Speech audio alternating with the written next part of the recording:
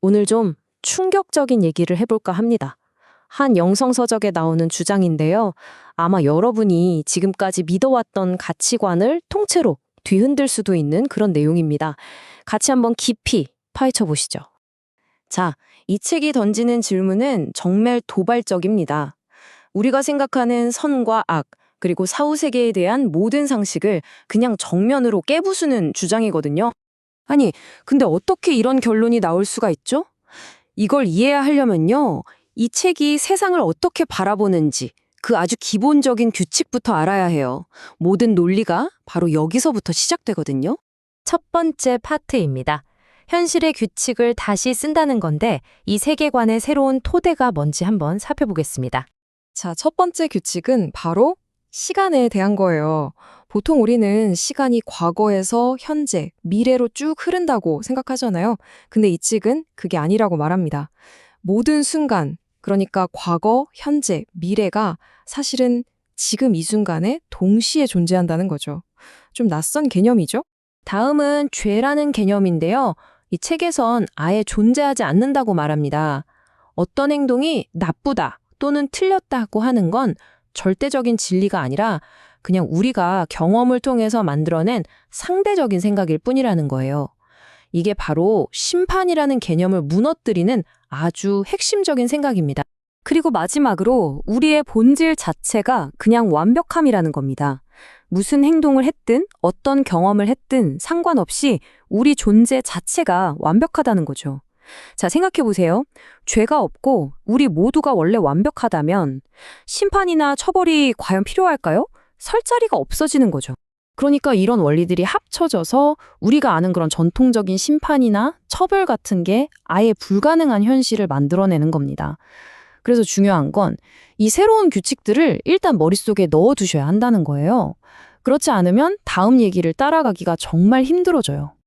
자, 두 번째 파트입니다. 집단의식의 힘. 만약 개개인이 심판받지 않는다면 홀로코스트 같은 그런 끔찍한 비극은 도대체 어떻게 일어날 수 있었던 걸까요? 이 책은 이렇게 설명합니다. 우리의 생각과 욕망이 현실을 만든다고요. 특히 수많은 사람들의 생각이 모인 집단의식이 세상의 큰 사건들을 만들어낸다는 겁니다. 이 집단의식이라는 건 힘이 어마어마해서 종종 한 개인의 의지 정도는 그냥 압도해버릴 수 있다고 해요.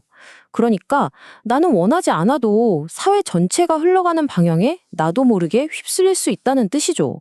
이 관점에서 보면요, 지금 우리가 보고 있는 이 세상의 모든 것, 인류의 위대한 발전부터 가장 끔찍한 비극까지 전부 다 우리 모두의 생각이 모여서 만들어낸 결과물이라는 겁니다. 세 번째 파트, 히틀러 체언에 대한 설명입니다. 이제 이 집단의식이라는 렌즈로 인류 역사상 가장 어두웠던 그 순간을 한번 들여다보죠.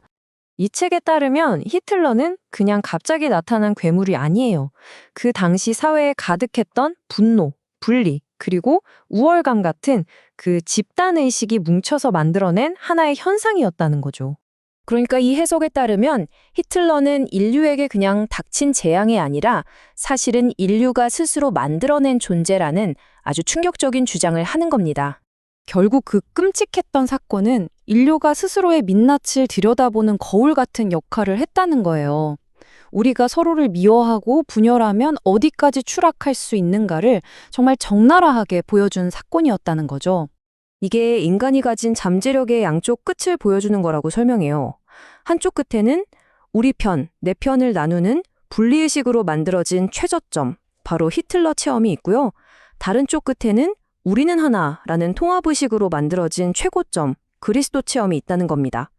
이 양극단이 있어야만 인류가 무엇을 선택하고 무엇을 거부할지 그 기준이 생긴다는 설명이죠.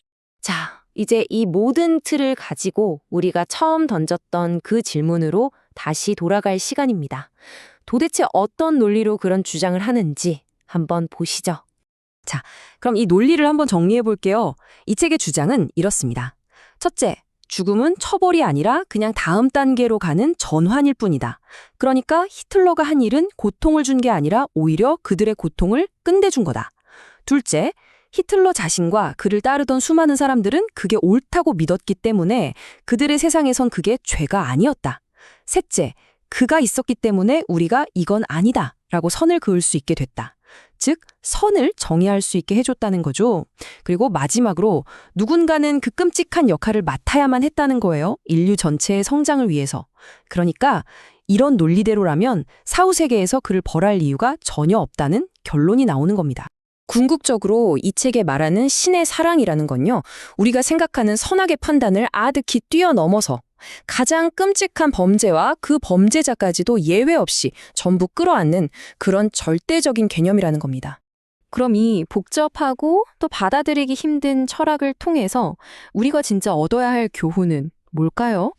이 모든 이야기의 진짜 초점은 과거를 심판하는 게 아니에요. 지금 우리가 살고 있는 이 세상을 앞으로 어떻게 만들어 갈 것인가. 그 책임이 바로 우리에게 있다는 쪽으로 넘어옵니다.